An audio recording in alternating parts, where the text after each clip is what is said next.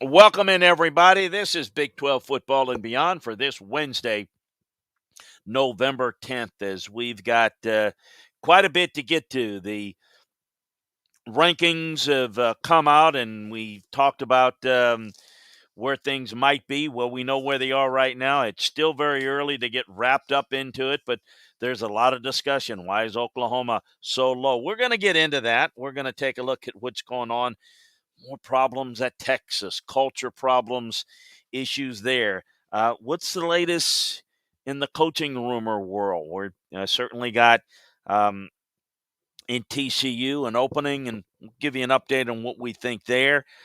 Take a look ahead to this week's games. Get out the power rankings from this past week, as well as hand out some game balls. We remind you that you can get all the detailed film room breakdowns, the college and pro game, over at LandryFootball.com. So sign up for the football season sale today. We like to say it's like having your own scouting department for less than a magazine subscription, less than $10 a month. You can get after it. Try it out for a month. Whatever is your flavor, you would absolutely love LandryFootball.com. So check it out today. You can get all the podcasts as well. Sign up for Big 12 Football and Beyond. That'll tell us whether you like it, whether we should keep doing it, how we do it. A lot of things that we're looking at over at the Landry Football Network, part of LandryFootball.com.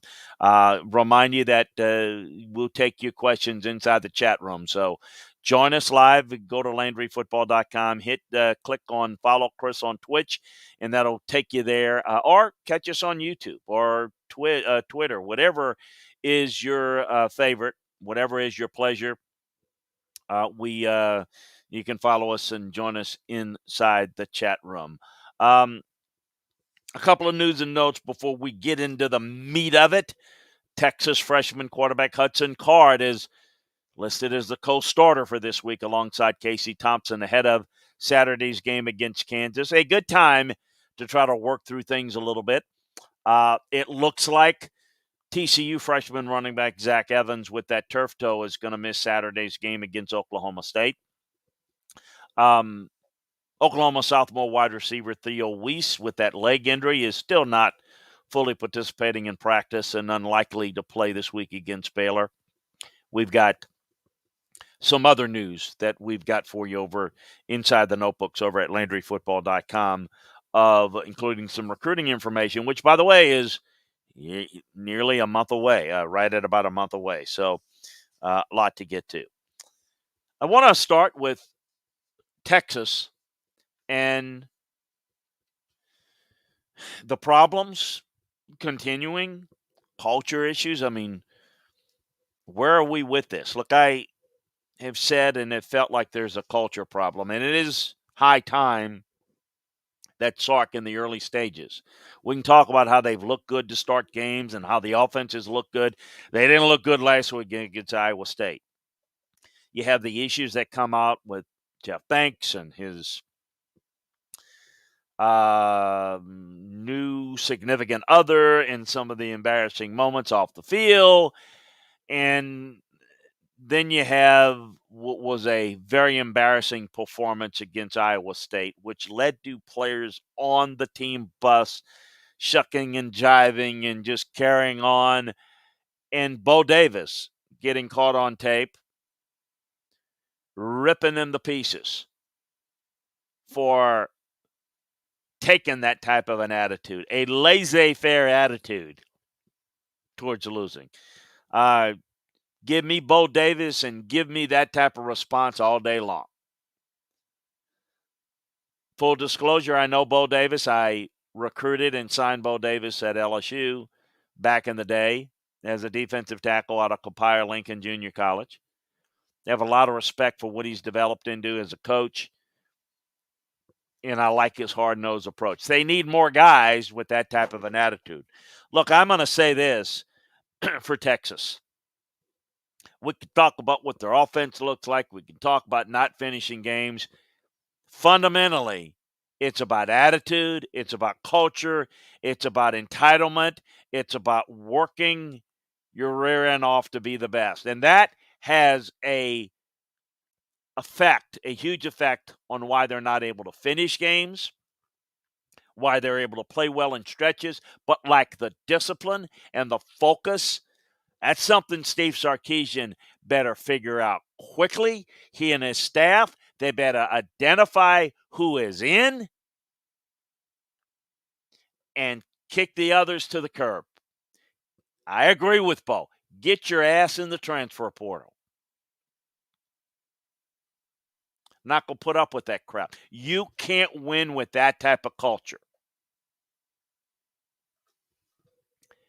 Pure and simple. You better fix it now. It is too late to be doing it in year 2 and year 3.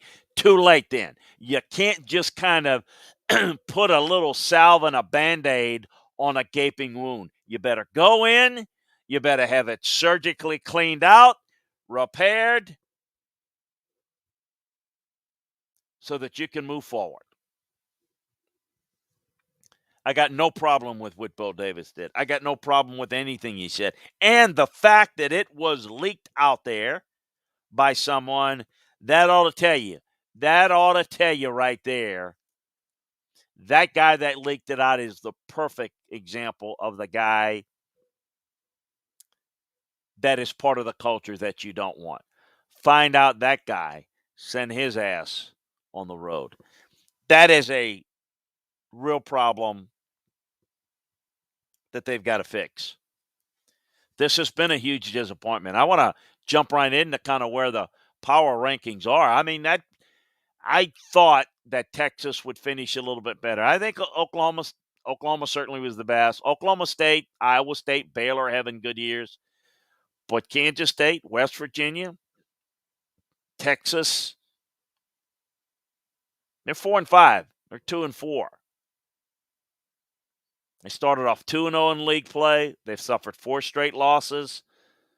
This was a non-competitive loss. His season's falling apart. Bowl eligibility, going to be tough to make it. Not impossible, but it's going to be tough. Certainly a win against Kansas this week. Got West Virginia, Kansas State. Could end up at 7-5. 7-5. I thought 8-4, maybe even 9-3 was possible with this schedule. The best is 7-5. And so I don't weekend parch what the record is. A game or two this year is not going to kill the program or make the program. But how they play and how they identify who they can count on going forward and who they cannot count on is the real key to the rest of the season. Let's get into some of the coaching news. I think we need to watch a couple of things. First of all, update at TCU. I think it's very confident it's Spike Dykes' job to turn down. I suspect he'll take it. It makes all the sense in the world. I think the not getting SMU not being a factor in this conference shuffle, moving it into the Big 12 is a factor. Is something he'll look hard at. And I think TCU gives them a unique opportunity to stay within the greater Fort Worth, Dallas area and take over a program that's a Big 12 program. Not the old Big 12, but a newer Big 12 that won't be as good, but it's still a step up. I think there's probably some things that he wants answered that he is in a position, though, perhaps if he chooses to stay at SMU, to perhaps, if he doesn't feel things are stable enough there, he might choose to stay at SMU in order to get a job that is better than what the Big 12 is going to be now that Texas and Oklahoma is not in it. I think it's going to be Sonny's opportunity. I don't see and don't believe that Matt Campbell making the move to TCU makes a whole lot of sense. I think NFL is a possibility with Matt. I think there's maybe a move out of the Big 12. I don't think a lateral move inside the Big 12. And yeah, you might say TCU's got more going for it than Iowa State. They do, but it's still in the Big 12, in the new form Big 12. I don't see that as a fit. I do think timing may not be ideal, but if Dave Aranda gets offered the LSU job, I think he got to go. Timing is difficult in life. It's difficult in coaching searches. Having been involved in a bunch of them, you ideally would rather wait maybe 3-4 years in. Leaving this soon to go back to LSU is not ideal timing. But do you pass on an opportunity of a lifetime that you may not get? Look, I don't know that he'd get the opportunity, but I think USC would be a great situation for him. Remember, Dave has got deep California roots. Look, I'm just saying that the job that he's done in a short time, I think Baylor is a very good job. I don't know that you would look at it as a destination job. I just think it's only a matter of timing. I think it's only a matter of getting offered. I suspect that if Dave gets offered the LSU job or the USC job in that order, I think he takes it. That could create an opening there. Obviously, we've seen Joey McGuire off of his staff get the Texas Tech job, so we know that's filled, and we know the circumstances there. I don't think Neil Brown is going to make a move from West Virginia. I don't think Mike Gundy's going to leave. There's a lot of talk about Lincoln Riley with what he makes and the fact that at least the flirtation or the discussion of his name being in the LSU mix certainly will increase the money that he's going to get paid by Oklahoma. It's a $10 million buyout. It's a $6.2 million salary. Ed Orgeron made $9 million. He's going to get paid, but I think he stays at Oklahoma. I don't think Mike leaves Oklahoma State, as I mentioned. Kansas schools are newly into it. So I do think we need to watch a couple of those and the domino effects of that.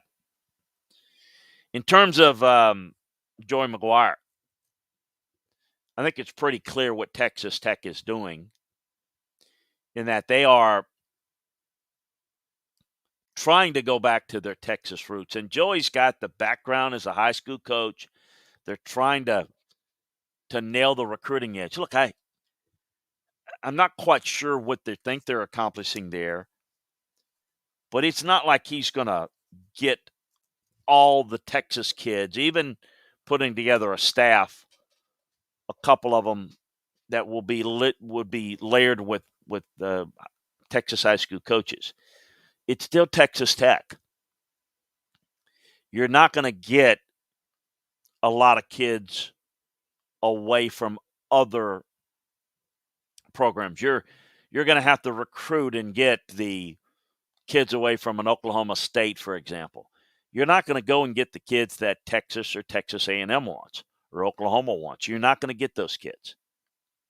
I don't think you're going to go into Dallas and get a kid away from TCU. So I think you are going to have to be creative in finding guys that you can develop, and you better coach them up. Call it what you want. Texas Tech is a developmental program. It's not you're going to recruit at a high level and do something that has never been done here before. Mike didn't recruit all that well. Cliff didn't recruit all that well. Matt's not recruiting all that well. I think they were disappointed in some of the on-the-field stuff. But, again, I think the recruiting can be upgraded at Tech. But I don't think it's going to be, like, through-the-roof upgraded. Interesting, it's pretty clear that once they were not able to get Sonny to come over or Jeff Traylor coming over, that they were going to go in a direction of an assistant coach in someone with the ties. They're going different. They left Cliff because they wanted a guy that can coach and develop better. And they got Matt Wells, who did a really good job at Utah State, but then now not recruiting well enough, so let's go and get the Texas-oriented guy. So that's a look inside the coaching searches within the league. Kind of take a look around the league. We know that Oklahoma, in where they're ranked, and there's still a lot of hand-wringing. Oh, my goodness, how could they still be ranked there? Fear not about where you're ranked if you're Oklahoma. We're 8th. I don't get it. They're unbeaten. I don't get it. I think Oklahoma's better than Michigan State. I think they're better than Michigan. I think they could be ranked a little bit higher. Folks, understand this. Hear me loud and clear. It does not matter. It does not matter. Pure and simple. Oklahoma wins out, and that's not pure and simple that they're going to win out. They win out, they're in. They're in. They're not only in, they will be ranked high in the 4. They've not had a signature win, and they've not looked impressive because Texas has struggled, TCU struggled, Tech has struggled, Nebraska's not very good. They haven't beaten a good team. They've also, in beating these teams, have not looked overly impressive. So look, when I tell you fear not, if you're going to fear the fact that maybe your team's not playing well enough to win against Baylor, Iowa State, Oklahoma State, and the Big 12 championship game. But if you do, you're going to shoot up the ranks because all those teams are good. All those teams are ranked.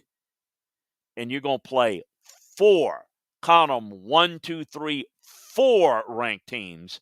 And if you win, regardless how you win, and you're unbeaten, you're in. Now, what it does tell you is that who you've beaten and how you've looked does not merit being ranked high enough in the committee's mind to allow you to be in the mix if you lose. So you win, you got to win, you're in. Baylor's going to be a fun game, going to be a challenge rating, a game, but certainly going to be fun to see Iowa State, another good team, and then end up the season in Stillwater where they've had success, but those will be the challenges. And then having to beat one of those teams again a second time. I'd probably, as I kind of rank and stack up these teams, Oklahoma State with the 8-1, 5-1 record. Look, they got a 21-point win over West Virginia. Was impressive to me. It's not an easy place on the road to get done. They did it. They've got TCU.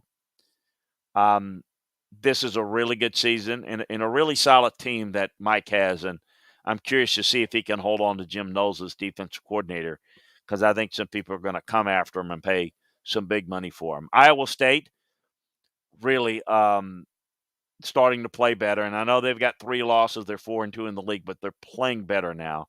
Dominated Texas. They got Texas Tech, and again, we'll get Oklahoma. Baylor, they've got 2 Big 12 losses.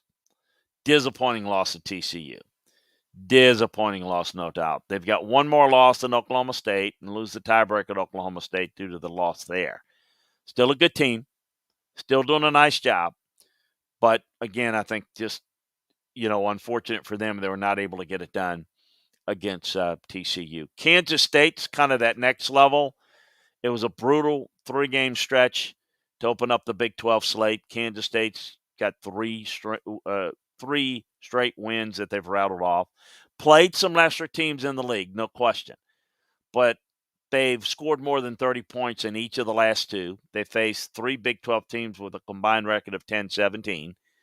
They face West Virginia this weekend, and it's a huge game to prove that they can compete in the upper tier of the league. Because I think that if you look at Kansas State and West Virginia, they're kind of in that next tier. And for West Virginia, after 1 week after a huge upset, they went right back to the team everyone pegged them to be. They lost by 21 to Oklahoma State at home. They weren't able to get in the end zone. And so I think this is going to be real intriguing in Manhattan to see West Virginia and Kansas State and see who's kind of that next year, that fifth, sixth spot. And then I got to put Texas after them. Just getting worse, as I mentioned. Get back on track. We'll see what Texas can do to finish out the season. Again, beat Kansas, but I think they really need, from an identity standpoint, getting things right. My concern would be is if they don't win the next three games, it's an indicator that there are bigger problems than just, hey, the talent level's not what it needs to be. It's an attitudinal issue, which is going to be a bigger problem to clean out and make next year almost like the first year. Tough. TCU, we know they're polite. They played hard. After Gary Patterson stepped aside, is being pushed aside, whatever, Chandler Morris really threw the football very well. They get a test at Oklahoma State that's going to be a little different. After the newness of the new interim coach wears off, I think this is a different defense that you have to play against. Texas Tech, they were off this past weekend. Playing well out their head coach. Close out the year facing Iowa State, Oklahoma State, and Baylor. They're going to finish and not get to a bowl, I don't think. I don't think they're going to win any of those three. And they're going to finish out with 2 wins in the league, 5 overall. They're slightly ahead of Kansas. They are 1-8, 0-6. They lost to Kansas State by 25 on Saturday. 13 straight in this matchup. They just got to get the end of the season and try to figure out how they can piece together some guys in the transfer portal, piece together a recruiting class to become competitive. Maybe not even get out of the basement next year, but at least start to make some strides where they're not clearly the 10th team, but can be competitive. So that's kind of how I see the league. That's how I see the teams right now. This week's game balls, I'm going to go with Will McDonald on the defensive end. Andrew Mevis of special teams, Chandler Morris on offense, Jalen Warren of Oklahoma State was where I would go. So Chandler Morris, the freshman quarterback, TCU, was outstanding. I think Will McDonald, we've mentioned him out at Iowa State, has done a very good job. Defensive end's very good, playing very well. Mevis is the kicker from Iowa State. He's been really instrumental in their offense, which on their special teams to combine with their offense that is really important to be able to play to the strength of that defense and line of scrimmage team to get 3 points. And I thought he saved him in a couple of games this year. And I think Jalen Warren, the Oklahoma State running back, continues to be very impressive as a young guy. So kind of the storylines of this past week is the fact that the Big 12 race is tightening up with TCU upsetting Baylor and Iowa State rolling Texas. It went from a 3-team battle to a 4-team battle. So we head into the final week. Oklahoma's the team to beat. Well, we've talked about their schedule. Oklahoma State's 5-1, while Iowa State and Baylor are both 4-2.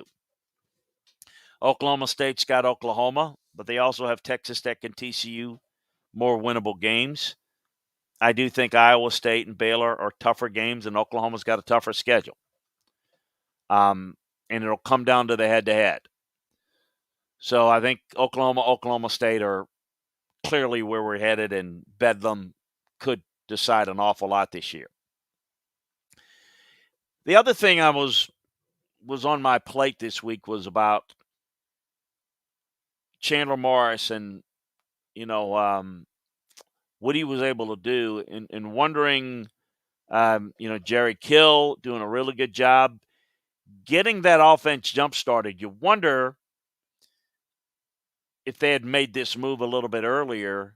I have wondered, could this have made a difference? Was this just a moment where they caught Baylor, maybe looking ahead, maybe thinking they had this, TCU playing emotion?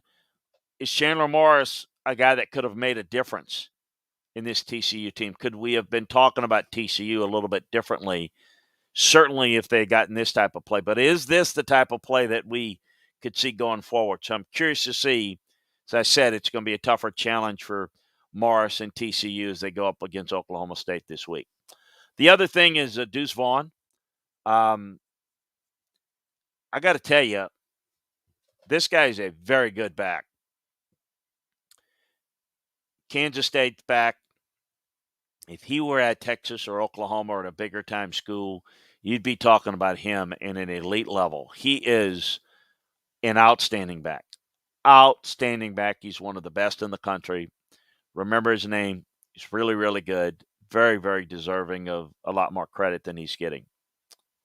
Then I also want to talk a little bit about Jim Knowles, the defensive coordinator who's done a good job, not just in 1 year, but good job for 2 years at Oklahoma State.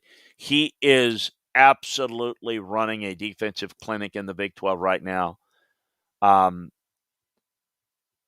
Unbelievable. The 24-3 win over West Virginia. They gave up less than a yard per carry to Letty Brown and the rest of that West Virginia offense. He's making $800,000 a year. I don't think he's a Power 5 head coaching candidate, but I think you could see him getting a bigger time coordinator job. If I were looking for a defensive coordinator in the SEC, Florida, for example, I'd look really hard at that. I think what he's doing with this team is really good. I think he's a good recruiter. I think he could have a positive impact on a place like Florida. I don't know if Dan will figure that as a viable option, but they're going to be making a move there. I think Jim is really good, and I think he deserves a lot of consideration at a bigger time place. I got to tell you, I know it's a in-state crime, but as much as I respect what Alex Grinch does, and he fits what Lincoln Riley wants, I think Lincoln Riley being more committed to the run, playing more complementary football with the Jim Knowles would make a lot of sense. But OU kind of looks the nose down on Oklahoma State, and I don't see them making that type of move. And then the Texas situation, the quarterback situation, going back and forth, the post-game rant in the bus, the monkey business, pun intended, is something else that I'm looking at that I'm a little bit concerned. I thought I saw some real positives coming along with this Texas program that I'm a little bit concerned about. Hey, I'm going to tell you about a couple of friends that I think are really good values that you should check on. The great folks at BetQL Daily. And football season's heating up, and we got the perfect podcast to deliver the scoop on all things from NFL from Amazon Music. The Tom and Hawk Football Show happens twice a week and is hosted by veterans Joe Thomas and Andrew Hawkins, two guys that I scouted. It's your one-stop shop for NFL stories, serious laughs, and touch of bromance between Joe and Hawk. Between the two of them, Tom and Hawk have 10 Pro Bowl selections, all Joes, and 2 college degrees, both Andrews. But together, they're a dynamic team that will give you an insider's look at what it's like to be in the NFL and what's going down in the league right now. Pro football is basically a soap opera with too many storylines to keep up with. Thankfully, Tom and Hawk will keep you up to speed each week on what's happening in America's favorite sports. So put on your favorite team's jersey, get ready for some smash mouth football because it's Tom and Hawk time.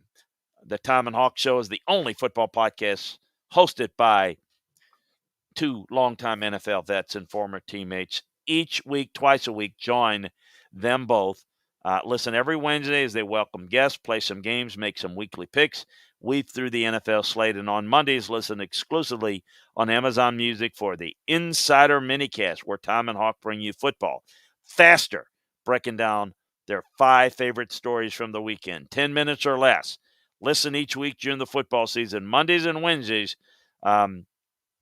At WONDER.FM/THSLFN. So check those fine folks out today.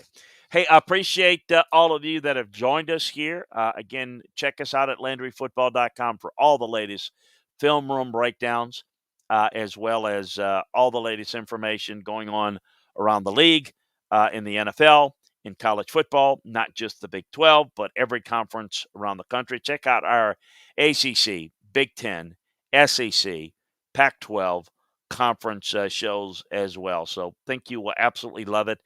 Join us at LandryFootball.com today. The best way to let us know that you enjoy what we're doing is sign up for Big 12 football and beyond. Sign up for LandryFootball.com. It's the best way to get involved. It's the best way to keep us involved and engaged. Enjoy the games this weekend. We'll be back to break them down for you every week, every day on the variety of the shows that we have. So join us as we bring you Big 12 and football, Big 12 football and beyond. Have a great one, everybody. Talk to you soon.